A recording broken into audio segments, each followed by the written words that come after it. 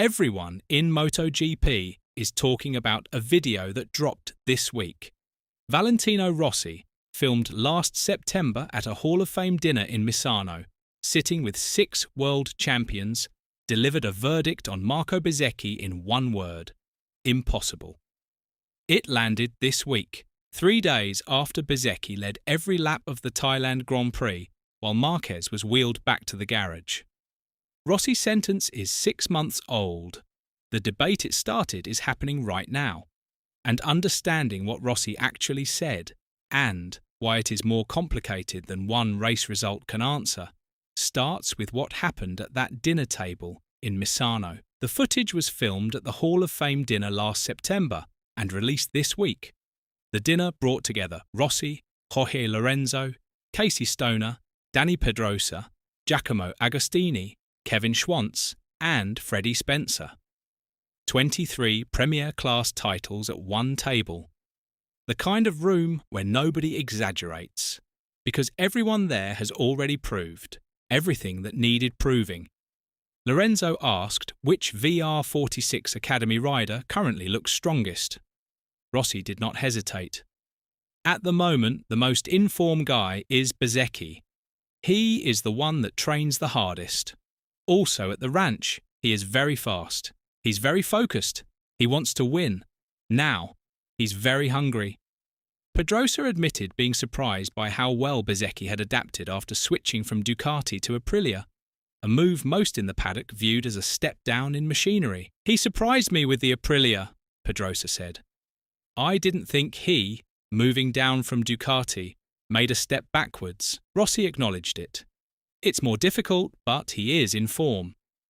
And then, with the ease of a man stating a fact rather than making a prediction, came the sentence that reverberated through the paddock when the footage dropped this week. But the Aprilia is a bit worse than the Ducati. So beating Marquez with a worse bike? Impossible. Before we go any further, if you enjoy real MotoGP, analysis, the technology, the politics, the stories behind the headlines, subscribe. Now back to why that one word matters so much. Because Rossi was not dismissing Bezzecchi. Everything before the verdict was praise. The hardest trainer, the most focused, the best feedback provider in the academy. He is very sensitive giving feedback to the engineers, Rossi continued. He's got a very aggressive riding style, but he understands what the bike does. Pedrosa, at the same table, had been surprised by how well Bezzecchi adapted to Aprilia after coming from Ducati machinery. A step many in the paddock considered a demotion. This is a rider who had to rebuild his entire style around a different philosophy, different tyres, different corner entry characteristics, and still produced 3 consecutive Grand Prix victories. Rossi sees all of it. The impossibility he described was not about talent. It was about machinery. About the gap between the Aprilia RSGP and the Ducati GP26, about the structural reality of trying to beat a 7-time world champion on the best bike on the grid with a package that, at the time of that dinner, sat measurably behind. And then Rossi turned to the other VR46 rider in the room. Lorenzo asked what was happening with Bagnaia. The answer was more troubling than anything Rossi had said about Bezzecchi. Pecco is a bit lost. He's no longer at one with the bike, braking and corner entry, the areas that had defined Bagnaia's riding style and delivered 2 world titles, suddenly felt different, and Rossi identified the cause. When Marquez arrives in the box and goes that fast, psychologically, it's not easy. The man who trained both riders, watched them develop from junior categories into world champions, was describing a psychological fracture at the heart of the most successful team in MotoGP. Marquez had not just taken Bagnaia's results. He had altered something more fundamental, the internal confidence that a factory rider carries into every session, the certainty of being the reference point inside your own team. That reference point was no longer Bagnaia's. Do you think Rossi was right? Is it genuinely impossible to beat Marquez without the best bike? Or did Thailand just change the equation? Drop your answer in the comments. because Thailand did not agree with Rossi's verdict. Bezzecchi took pole position. He led every lap of the Grand Prix from start to finish, not chasing, not defending, controlling. He crashed from the front in the sprint, a mistake in isolation that cost him 10 points, and came back the following day to deliver exactly the kind of performance Rossi had called impossible.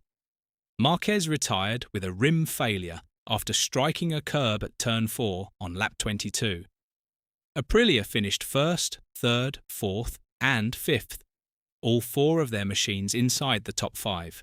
Massimo Rivola said something after the race that answered Rossi's verdict directly.